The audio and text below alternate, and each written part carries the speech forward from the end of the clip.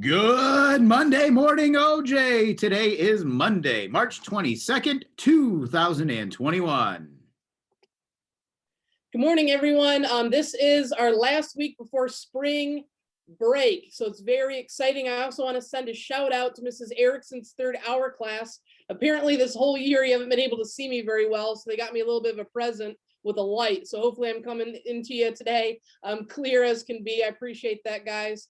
Like I said, it is the last week before spring break. We're all looking forward to it. It is a 4-day work week, and we will have no school on Friday.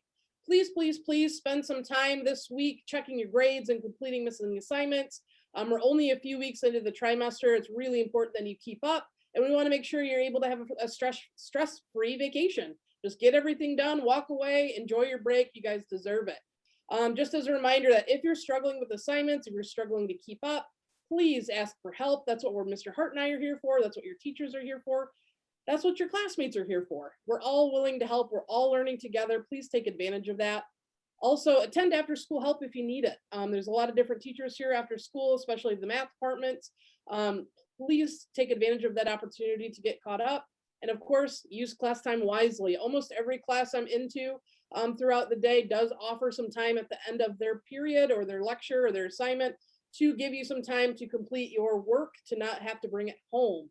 So please actually take advantage of that. Ask the teacher questions, ask your classmate questions, work in groups if you're allowed to. Just really use the time wisely so you're able to truly have a nice break, walk away with everything complete and ready to go when we come back after spring break.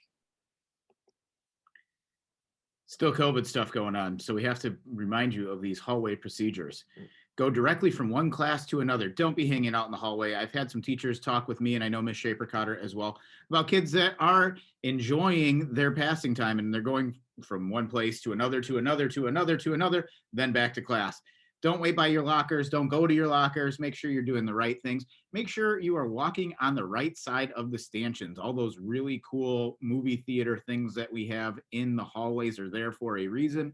Make sure you're walking on the right side of those stanchions. And also, it says walk. Make sure you're walking. We're not going to run in the hallways. It's a safety thing, guys. That's something that's been going on since the dawn of time. Walk in the hallway on the right at school. So this isn't anything new. We're not like Franklin and Lakeview where you have to walk hips and lips down the hallway or anything like that. We wouldn't do that to you. Mrs. Mackey would, but we wouldn't. And just make sure you're doing the right thing.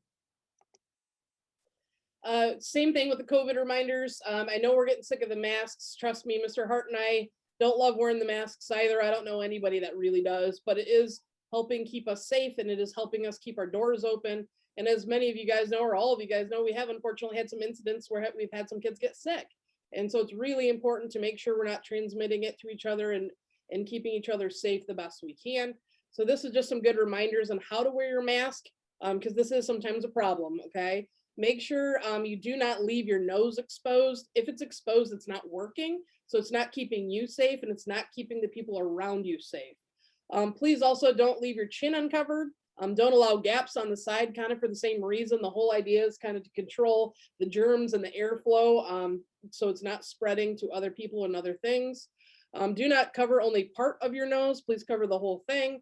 Do not lower your mask. I've seen a lot of kids do that, and I realize it's frustrating. Trust me, I have the same problem where you feel like you can't be heard because of the mask. I do know that it muffles you a little bit, but don't pull it down or pull it off in order to be heard, because again, it's there for a reason, to keep you safe. And like I said, again, we want to stay safe and stay open and make sure we're not transmitting any COVID or other diseases to each other. And so it is a huge safety measure that we're taking very, very seriously. But please make sure you are wearing your mask so it covers completely your nose, your mouth, and your chin, and that it's quite tight against your face to really keep all the germs and things, kind of to ourselves instead of spreading with other people. Just wear your mask. More or less. There you go. Academic vocabulary words of the week are presume and assume. To presume means to suppose something with some probability or evidence, and to assume means to suppose without any reason or evidence.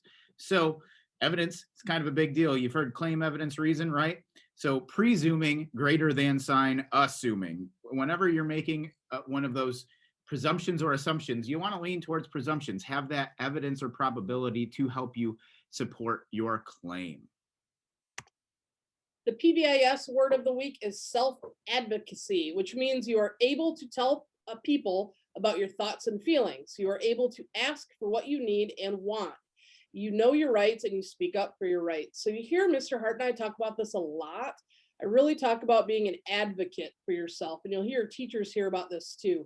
But we need to know if you need help. Sometimes it's hard for us to know and your teachers to know whether you can't do an assignment or you won't do an assignment. And so I always say, when I have kids in my office, I say, advocate for yourself. And what that means is you speak up for yourself, you learn how to get information, you find out who can and will support you, you know your rights and your responsibilities, you're problem solving, you reach out to others when you need help, and you learn about self-determination. You set a goal and you do everything you can do to make it happen. So being an advocate is definitely a big part of being an Oriole. And so we want to make sure that all of you have that self-advocacy, especially when it comes to your schoolwork and getting what you need in order to be successful. Absolutely. I said this many times over. Ms. Shaper-Carter and I were not mind readers. So if you need something, let us know, because we can't tell. We don't know what we don't know. So as always, my friends, please be responsible, be respectful, and be an Oriole this week and every week. Be an Oriole over spring break as well. We hope you have a great week. Go O's.